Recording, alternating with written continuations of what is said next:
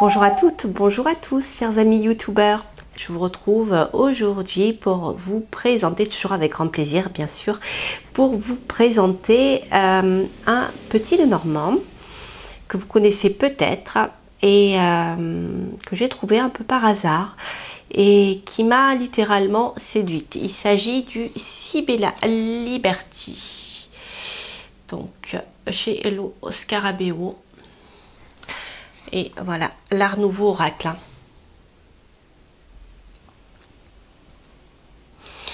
Voilà, donc en fait, j'ai beaucoup aimé ce petit Lenormand. Tout simplement parce que j'adore l'Art Nouveau. Là, on est plus, je dirais, dans le début du XXe siècle que dans la fin 19e. Que dans le fin, voilà, on est dans un graphisme beaucoup plus proche de celui de, je dirais, de Mucha ou de Gustav Klimt et surtout Mucha. Donc, mais on se rapproche petit à petit de la fin de l'Art Nouveau, limite Art déco, je dirais, dans ce jeu. Et il est, comment dire, il y a beaucoup de douceur. Les couleurs sont gaies. Je crois que ce sont des aquarelles. Voilà, c'est un jeu, je dirais, très féminin, comme l'est un peu l'Art Nouveau, hein, les illustrations de Mucha. Pour ceux qui ne connaissent pas, ce sont principalement des personnages féminins. Il a, je dirais, immortalisé la beauté, l'élégance féminine avec des volutes, etc. Il a, je me rappelle, je crois qu'il a peint les 4 saisons aussi, si vous connaissez. Enfin voilà, on est vraiment dans cet univers-là. Alors ça, je dirais, c'est pour ceux qui aiment l'Art Nouveau. Donc c'est vraiment excellent. Après, je vais vous montrer une carte pour que vous vous rendiez compte. En fait, il n'y a pas de carte de cartomancie. Alors, pour les cartomanciens qui travaillent avec le Lenormand et qui utilisent les cartes de cartomancie, ça peut être embêtant. Pour ceux qui ne l'utilisent pas, voilà, il n'y a pas de souci particulier. Après, je dirais que ce jeu peut également freiner certaines personnes, je dirais surtout les débutants, ou peuvent freiner les gens qui pratiquent, qui ont l'habitude du petit Lenormand, parce qu'il y a multitude, je dirais, de décors, multitude de décors et de personnages. Ce qui fait que, par exemple, je vous remontre cette lame, je vous en parlerai un peu plus en détail tout à l'heure, mais là, voilà, il s'agit de la clé. Donc, vous voyez, ce qui saute à l'œil au début, c'est vraiment le personnage féminin. Mais c'est pas la consultante, c'est la clé. Voilà. Donc ça, encore, ça va, la clé, on la retrouve de manière assez claire. Autre chose, ce qui peut contrebalancer, je dirais, c'est pas gênant, hein, mais ça peut en gêner certains quand même. Ce qui peut balancer le fait qu'il y ait tous ces personnages et toutes ces femmes, c'est qu'elles sont quand même dans une posture qui a un sens. Donc là, vous voyez le regard en montrant la clé, il dit voilà, là, tu as trouvé la clé. Elle a un regard mystérieux en disant voilà, elle est là la clé, je te la montre. Donc certaines, pas toutes, ont quand même des postures et des regards très adaptés pour faire comprendre qu'il s'agit bien de la clé. Voilà, sinon au niveau de la qualité, c'est des cartes de bonne qualité. Elles sont pas non plus, je dirais, super épaisses, mais elles sont de qualité tout à fait correcte. Alors ça, c'est pour le dos, je vous l'avais pas montré. Voilà, il est très bien le dos. Il est très neutre. Et moi, je le trouve joli. Alors, je vais vous montrer quelques cartes pour que vous rendriez compte de ce que je vous dis à propos des quelques cartes qui peuvent être difficiles à appréhender. Alors, là, on a le soleil. Voilà. Mais bon, le soleil, on le voit bien. Je dirais celle qui, pour moi, Et peut-être une des plus délicates, c'est l'anneau. Vous voyez, l'anneau. Il faut le voir, l'anneau. Dire ça saute pas tout de suite à l'œil. Hein. Et donc c'est vrai que là, ici, la femme regarde son anneau, elle est assise, elle est tournée vers la gauche. Donc bon, il y a une sorte de stabilité qui peut voilà, nous rapprocher de l'anneau. Le fait que ça y est, on a conclu un contrat. Alors là, vous avez aussi sur les côtés l'anneau. Mais bon, il faut le voir. Hein, voilà. Ce que je vous disais, c'est peut-être ce qu'il y a de plus délicat dans ce jeu. Voilà, la croix, c'est pareil. Mais quelque part, vous voyez, la femme a une certaine, la jeune fille a une certaine, porte sa croix, quelque part, il y a une certaine tristesse. Les oiseaux. Alors, les oiseaux, il y a le côté gai. Les oiseaux, c'est la communication. Donc là, on a autre chose. Voilà. Donc vous voyez, on a beaucoup de femmes alanguies, des postures. Voilà, ça en est en plein dans l'art nouveau, dans l'illustration de cette époque-là. C'est vraiment magnifique. Le lys, ça va, le lys, on le voit suffisamment. Le bouquet.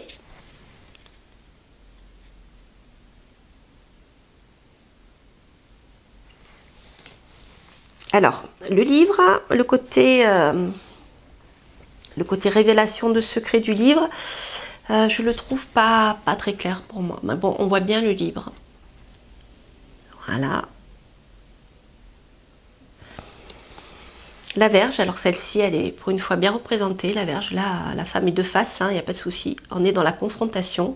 Donc vous voyez ce que je vous disais tout à l'heure, certaines lames, certaines voilà, postures sont très claires. Ensuite, vous avez ici l'étoile.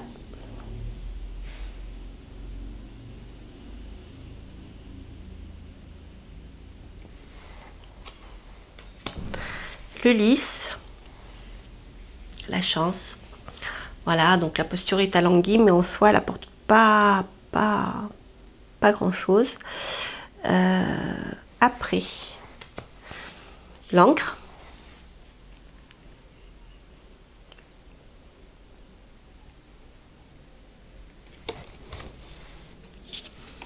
La faux. Voilà, chers amis, je vous retrouve après une petite coupure technique. Donc j'ai déménagé en raison de la lumière et de la batterie qui me fait des misères. Donc je ne sais plus exactement où je m'étais arrêtée. Aussi, je vais vous montrer cette carte qui est donc le cœur. Donc comme vous voyez sur cette carte, comme je vous le disais, le personnage féminin a une expression du visage qui est très parlante. Donc là, on est vraiment dans la douceur, c'est un regard rempli d'amour.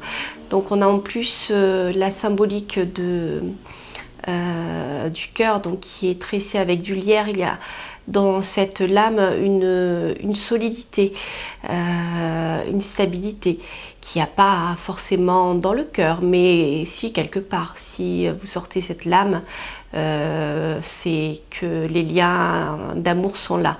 Donc vous voyez, même le fait que la lame soit chargée en éléments, voilà, elles sont vraiment bien faites.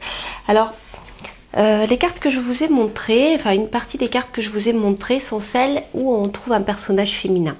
Mais dans ce jeu, nous ne trouvons pas toujours de personnage féminin. Donc après, je dirais que au niveau de la facilité, la visibilité et la lisibilité de la carte, c'est moins gênant. Justement, ceux pour qui ce genre d'illustration coincerait pour reconnaître la carte. Donc là, par exemple, je vais vous montrer donc les deux personnages qui sont donc le consultant, la consultante. ou l'homme de cœur, le mari, la femme, etc. Donc vous voyez, la symbolique est respectée ici. Hein. Les deux personnages regardent dans des directions différentes ou dans le même sens en fonction, voilà, de si le couple communique encore ou plus du tout. Voilà. Vous pouvez travailler vraiment ce genre de choses avec ce jeu-là. Donc ça, c'est quelque chose qui est là, vous voyez, hop, c'est à l'envers, oui, voilà, là il se tourne le dos, c'est l'inverse. Voilà. Sinon, au niveau de la signification des autres lames, donc là on a l'enfant, vous voyez, on a l'enfant tout seul, il n'y a plus de personnage féminin avec. Et ensuite on retrouve les mêmes cartes qu'on trouve dans le Petit Lenormand sans personnage féminin. Voilà. Donc l'ours ici.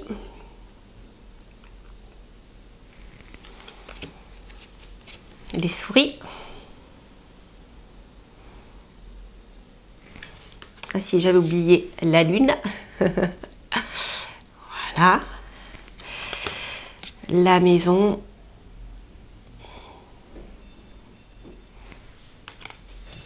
Le cercueil. La tour.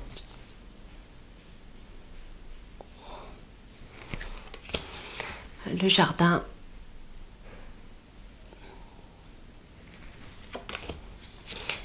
Le chemin.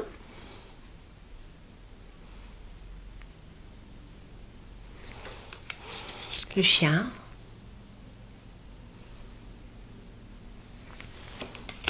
Le mont.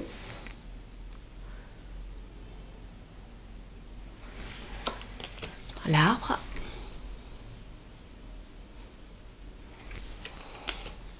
Le serpent.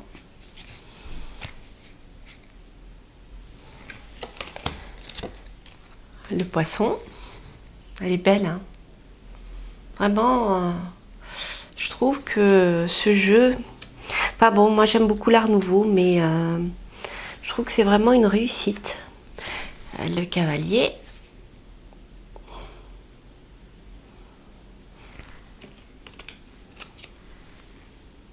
Nuages, oui c'est ça, les nuages. Le voilier.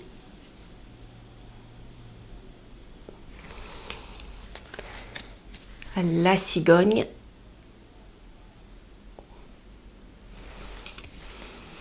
Et le renard.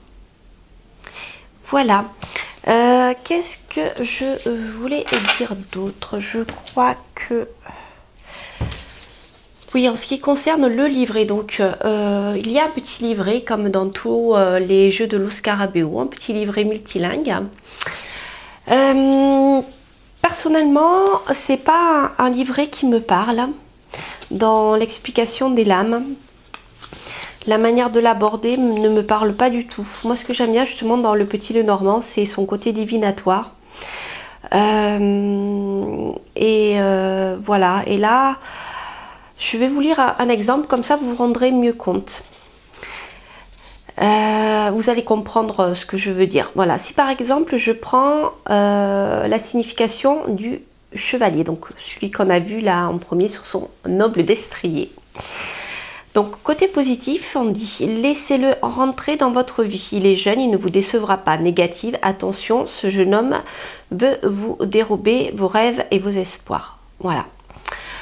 Alors ce qui me gêne, c'est qu'il y a un côté prédictif, il y a une phrase prédictive qui est déjà, voilà, il y a comme s'il n'y avait que ça sur le plan de la signification. Or chaque carte du Lenormand a une signification, a une multitude de significations. C'est très riche en fonction des domaines. Voilà, le chevalier, c'est pas forcément l'amour, c'est pas forcément voilà, ça peut être des nouvelles soudaines, mais c'est pas forcément lié à quelqu'un, ça peut être des nouvelles sur autre chose, tout dépendra des cartes qui l'accompagnent. Et en fait, comme en astrologie, je dirais que les cartes du Petit Lenormand ont plusieurs significations, dans le sens où on va, par exemple, si on vous pose la question concernant le mariage, la lame qui va signifier le mariage, ça va être l'anneau.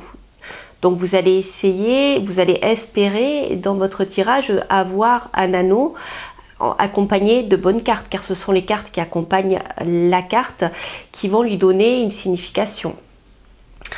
Je vais prendre un autre exemple. Par exemple, voilà, quelqu'un se met à son compte et veut savoir s'il va avoir des clients et des contrats. Donc là, la signification sera liée au travail. Donc soit ça sera le renard, soit ça sera plutôt certains cartomanciens l'utilisent plutôt comme cela, sera plutôt les poissons pour le commerce, pour les échanges, pour le côté indépendant du travail, son patron par exemple. Donc vous allez soit avoir le renard, soit avoir les poissons, enfin espérer avoir le renard et les poissons. Et les lames qui vont accompagner les poissons vont vous dire si vous allez concrétiser des contrats ou pas. Si par exemple vous êtes entouré, les poissons sont entourés de lames négatives, je parle par exemple des souris pour le vol, le serpent pour les médisances, là je fais la totale, la faux pour dire voilà, ça ne marchera pas, ça va s'arrêter rapidement, le fouet pour, la verge pour les disputes, les conflits, la croix pour dire le travail va être lourd à porter. Là, vous comprenez bien que si la question concerne le travail en indépendant, je dirais les présages seront plutôt funestes et pas sympathiques pour le développement de la société. Si par contre vous êtes entouré de lames positives, l'ours pour les finances par exemple, ou je dirais le trèfle pour la chance, qui vous apportera de la chance dans votre travail, ou mieux encore l'anneau qui parlera de contrat, voire d'alliance avec des collaborateurs. Vous voyez, l'anneau dans ce sens-là a un autre sens. Donc c'est pour cela que je trouve que ce petit livret, moi, ne me parle pas. Alors, peut-être qu'il parlerait à certaines personnes. Alors, je vais vous en lire un second pour voir si ça vous parle. On va prendre la cigogne. Un nouveau petit cœur bat. Rencontrez ceux qui vous aiment et souriez à ceux qui vous sourient. En positif. En négatif, il ne reviendra pas. Ne cédez pas maintenant. Asseyez-vous et attendez. Voilà. Vous voyez, voilà. Comme si en fait la lame elle seule avait disait quelque chose. Or, une lame toute seule ne dit rien, sauf si c'est pour une énergie de la semaine, ce genre de choses. Voilà, donc je conseille tout ça simplement pour dire que si vous souhaitez apprendre le petit Lenormand ou faire vraiment de la divination, il vous faut vous entourer de livres. Alors, si vous lisez l'anglais, je vous conseille l'ouvrage d'Alexandre Musruck sur le petit Lenormand. Je vous mettrai le lien à la fin de ma vidéo. Et j'ai oublié son nom, mais il existe aussi un ouvrage en français qui est assez court et qui est assez bien fait. J'avoue que je préfère la méthode d'Alexandre pour l'approche, mais l'autre livre en anglais est très bien fait aussi. L'autre livre en français est très bien fait. Je vous mettrai le nom à la fin de la vidéo parce que là, comme ça de tête, je ne m'en rappelle plus. Voilà ce que je voulais vous dire. Je crois que j'ai rien oublié, donc je vous souhaite comme d'habitude le meilleur pour les jours et les mois à venir et je vous dis à très bientôt pour de nouvelles aventures. Alors n'hésitez pas, ça si j'ai oublié de vous le dire, n'hésitez pas à me laisser des commentaires si vous souhaitez que j'approfondisse certains domaines, si vous avez des choses que vous aimeriez dont vous aimeriez que je parle, si vous voulez que je m'attarde un peu plus sur les cartes, voyez, ce genre de choses. Enfin, dites-moi, j'y répondrai dans la mesure du possible, toujours avec grand plaisir. Et voilà, donc je vous dis à bientôt, bye bye.